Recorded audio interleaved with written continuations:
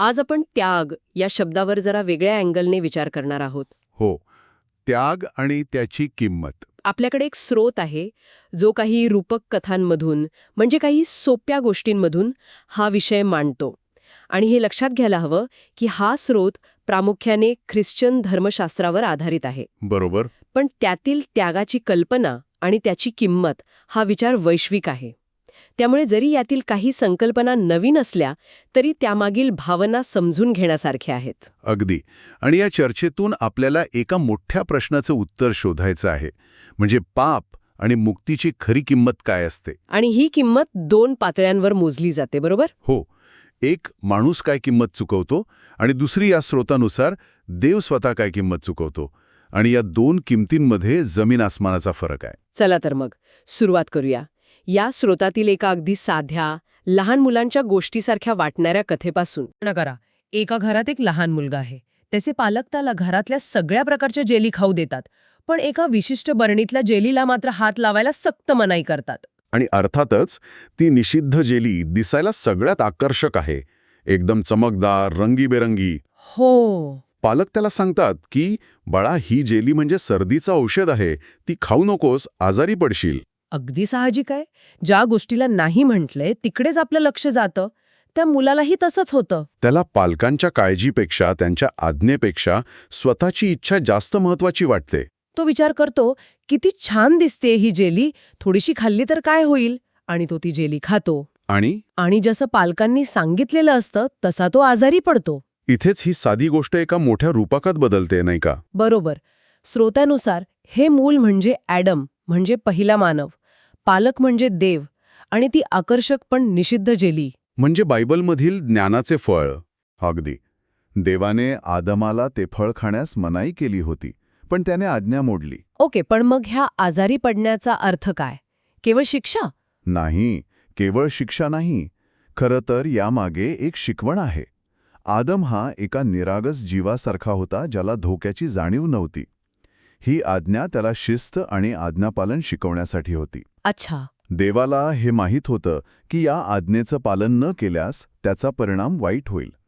देवदूतांनी अशा परीक्षा सहज उत्तीर्ण केल्या, पण आदम तो अयशस्वी झाला. त्यामुळे त्याचा आत्मिक विकास हा त्रासातूनच होणार होता, हे ठरवून गेलं. हो, असं म्हणायला हरकत नाही. म्हणजे ही निषिद्ध जेली किंवा ज्ञानाचे फळ हे एक प्रकारे आवश्यक होतं त्याच्या विकासासाठी. एका अर्थाने हो. स्रोतानुसार हा अनुभव त्याला जीवनाच्या फळाकडे, ट्री ऑफ लाईफकडे घेऊन जातो, ज्यामुळे तो कायमच्या मृत्यूपासून वाचू शकतो. पण गंमत अशी आहे की आदमाला वाचवण्यासाठी देवाला स्वतः एक खूप मोठी किंमत चुकवावी लागते. हो, त्याला आपलं सर्वस्व सोडावं लागतं. आणि इथूनच त्यागाची खरी सखोल चर्चा सुरू होते. माणसाचा त्याग आणि देवाचा त्याग यातला फरक स्पष्ट व्हायला लागतो. ही जेलीची गोष्ट आज्ञाभंग आणि त्याचे परिणाम यावर बोलते, पण त्यागाची कल्पना यापेक्षाही खूप मोठी आहे. मला वाटतं स्रोतामधली पुढची गोष्ट या त्यागाच्या किमतीवर अधिक प्रकाश टाकते. अगदी बरोबर. आता आपण त्यागाच्या 2 वेगवेगळ्या पातळ्या पाहणार आहोत. ठीक आहे, तर ही दुसरी रूपक कथा थोडी धक्कादायक आहे. कल्पना करा की एका राज्यात 2 भाऊ आहेत. लहान भावाकडून एक भयंकर गुन्हा घडतो. तो एका स्त्रीचे अपहरण करतो, तिच्यावर बलात्कार करून तिची हत्या करतो. या घटनेमुळे संपूर्ण राज्यात संतापाची लाट उसळते. लोक त्या लहान भावाला शोधत असतात, त्याला ठार मारण्यासाठी. तेव्हा आपल्या भावाला वाचवण्यासाठी मोठा भाऊ पुढे येतो आणि स्वतःवर तो गुन्हा ओढवून घेतो. तो म्हणतो, हो, मीच तो गुन्हेगार आहे. कल्पना करा. वा, म्हणजे तो स्वतःच्या भावासाठी आपलं आयुष्य पणाला लावतो. लोक त्याला शिव्या देतात, त्याची ढिंड काढतात आणि शेवटी त्याला मृत्यूदंड दिला जातो. तो भावासाठी मरण पत्कारतो आणि समाजाने त्याला पूर्णपणे त्यागलेलं असतं. हा एक मोठा त्याग आहे, यात शंका नाही. हो, नक्कीच. पण स्रोत इथेच थांबत नाही. तो या कथेला एका अशा पातळीवर नेतो जिथे आपल्याला त्यागाचा खरा अर्थ कळू लागतो. तो कसा? आता हीच घटना माणसांच्या ऐवजी किड्यांच्या जगात घडत आहे अशी कल्पना करा. काय? किड्यांच्या जगात? हो, एक भाऊ किडा दुसऱ्या बहीण किडीची हत्या करतो आणि मोठा भाऊ किडा स्वतःवर आरोप घेऊन इतर सर्व किड्यांकडून त्यागला जातो आणि मरतो. 1 मिनिट. किड्यांचं उदाहरण हे खूपच विचित्र आहे. म्हणजे स्रोताला नक्की काय म्हणायचंय? वेदना तर वेदनाच असते ना? बरोबर. आणि नेमका हाच गैरसमज स्रोताला दूर करायचा आहे. म्हणजे विचार करा, एका किड्याने किंवा मुंगीने तुम्हाला तुच्छ मानलं, तुम्हाला नाकारलं, तर तुमच्यावर कितीसा परिणाम होईल? काहीच नाही. मी हसेन कदाचित. का? कारण तुमच्या आणि त्या किड्याचं अस्तित्वात, त्याच्या जाणीवेत प्रचंड अंतर आहे. अच्छा, आता मला कळते. म्हणजे वेदनेची तीव्रता सारखी असली तरी आपल्याला कोण नाकारतंय यावर त्यागाचं मूल्य ठरतं. म्हणजे माणसांनी नाकारणं एका पातळीवर आणि थेट निर्मात्यानं, देवानेच नाकारणं हे पूर्णपणे वेगळ्या पातळीवर. किड्यांचं उदाहरण हेच अस्तित्व आणि जाणीवेतील अंतर दाखवण्यासाठी आहे. वाह, माणसाने म्हणजे निर्मितीने निर्मात्याला नाकारणे आणि स्वतः निर्मात्यानेच आपल्या निर्मितीला नाकारणे यात जमीन आसमानाचा फरक आहे. हा केवळ शारीरिक मृत्यूचा प्रश्न नाहीये. तर कोणी त्यागले याचा प्रश्न आहे. त्यागाची खरी किंमत इथे मोजली जाते. अगदी. वाह, म्हणजे देवानेच त्यागले जाणे ही त्यागाची सर्वोच्च व्याख्या आहे. हा मुद्दा खूपच महत्वाचा आहे. यावरून मला एक प्रश्न पडतोय. स्रोतात म्हटल्याप्रमाणे क्रॉसवर फक्त येशूचाच मृत्यू झाला नाही. इतिहासात असे अनेक लोक आहेत जे देवासाठी किंवा त्यांच्या श्रद्धेसाठी मरण पावले, ज्यांना आपण शहीद म्हणतो. हो, मार्टर्स. मग त्यांच्या मरणात आणि येशूच्या मरणात नेमका काय फरक आहे? खूप चांगला प्रश्न आहे आणि याचं उत्तर याच कोणी त्यागले या मुद्द्यात दडलेलं आहे. बघा, पाप हे देवाविरुद्ध केलेलं कृत्य आहे. हो. त्यामुळे त्याची क्षमासुद्धा देवाकडूनच मिळायला हवी. जेव्हा एखादा शहीद मरतो तेव्हा त्याला माणसं, समाज किंवा इतर निर्मित वस्तू नाकारत असतात, त्याचा त्याग करत असतात. पण थांबा, हे मला थोडं खटकतंय. अनेक शहीद तर हसत हसत मृत्यूला सामोरे जातात, कारण त्यांना खात्री असते की देव त्यांच्या सोबत आहे. बरोबर. ते देवासाठी प्राण देत आहेत. मग त्यांचा त्याग कमी मोलाचा कसा ठरू शकतो? शारीरिक वेदना तर सारखीच आहे, किंबहुना जास्त असू शकते. तुमचा मुद्दा बरोबर आहे आणि स्रोत त्यांच्या त्यागाला कमी लेखत नाहीये. तो त्यागाचा प्रकार वेगळा आहे हे सांगतोय.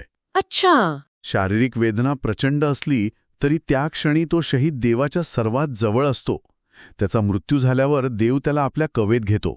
म्हणजे त्यांचा मृत्यू हे एक प्रकारे देवाशी मिलन आहे. हो, त्यांनी फक्त त्यांचं भौतिक शरीर त्यागलेलं असतं, जे एक ना एक दिवस संपणारच होतं, पण त्यांचा आत्मा देवाशी जोडलेला असतो. ओके, म्हणजे त्यांचा मृत्यू हा देवाशी मिलन घडवून आणतो. मग येशूच्या बाबतीत काय वेगळं होतं? येशूच्या त्यागाला स्रोत ॲटोनिंग सॅक्रिफाईस असं म्हणतो. प्रायश्चित्ताचा बळी. हो, पापांची क्षमा करण्यासाठी त्या बळीला केवळ शारीरिक मृत्यू आणि लोकांकडून होणारा त्याग सहन करावा लागत नाही, तर त्याला स्वतः देवाकडूनही त्यागले जावे लागते. देवाकडून? हो. क्रॉसवर येशूने अनुभवलेली खरी वेदना खिळ्यांची नव्हती, तर देवापासून विभक्त होण्याची, तुटण्याची होती. माझ्या देवा, तू माझा त्याग का केलास? हे त्याचे उद्गार याच वेदनेतून आले होते. अगदी. ही आध्यात्मिक वेदना शारीरिक वेदनेच्या कितीतरी पटीने मोठी होती. म्हणजे शहीद देवासाठी मरतात आणि देवाच्या जवळ जातात, तर येशू इतरांसाठी मरतो आणि देवापासून दूर जातो. एकाच क्रियेचे दोन पूर्णपणे विरुद्ध परिणाम. अविश्वसनीय आहे हे. अगदी बरोबर. आणि म्हणूनच या स्रोतानुसार तो त्याग अद्वितीय आहे, कारण तिथे किंमत फक्त शरीराने नाही तर आत्म्याने चुकवली गेली. ती किंमत होती देवापासून ताटातूट. ठीक आहे, म्हणजे येशूचा मृत्यू वेगळा होता कारण त्याला देवाने त्यागले होते.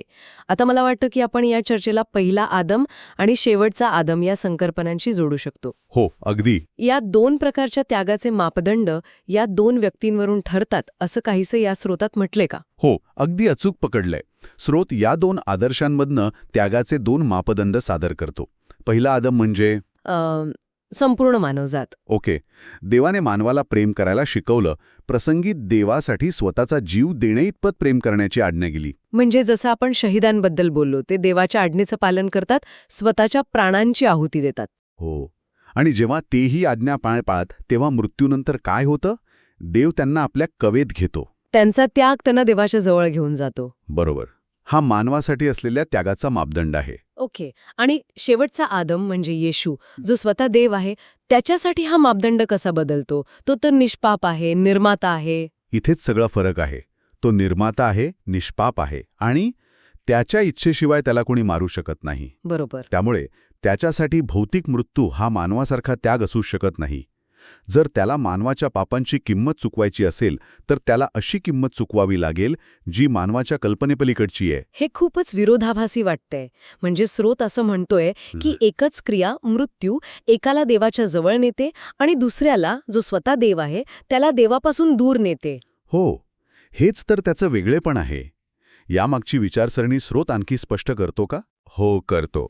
स्रोत स्पष्ट करतो की देव आपल्या निर्मितीकडून ज्या त्यागाची अपेक्षा करतो त्यापेक्षा कितीतरी अधिक कठोर मापदंड तो स्वतःसाठी ठेवतो. म्हणजे तो माणसांना फक्त भौतिक जीवनाचा त्याग करण्यास सांगतो, ज्याच्या बदल्यात तो त्यांना अनंत काळचं जीवन देतो. पण देव जेव्हा तो शेवटचा आदम म्हणून येतो तेव्हा स्वतःसाठी देवापासूनच विभक्त होण्याचा, तुटण्याचा मापदंड ठेवतो. तो फक्त शरीर नाही तर देवाशी असलेलं नातंपणाला लावतो. अगदी. म्हणजे थोडक्यात माणसासाठी त्यागाची सर्वोच्च किंमत म्हणजे जीवन देणे, पण देवासाठी त्यागाची सर्वोच्च किंमत म्हणजे देवत्व सोडणे किंवा देवापासून विभक्त होणे. अगदी बरोबर.